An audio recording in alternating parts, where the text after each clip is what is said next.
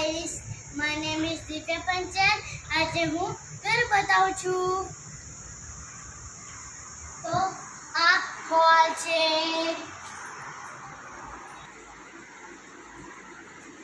તો આ ટીવી છે, પછી ફર્નિચર છે, આ લાકડાની સીડી છે, પછી આ કિચન છે.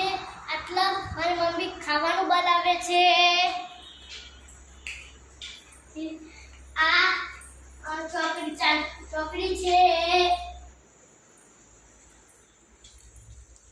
તો જો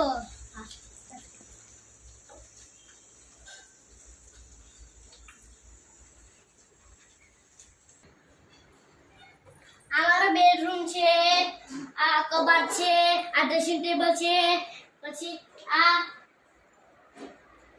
આ બાથરૂમ છે, આ બાલ્કની છે.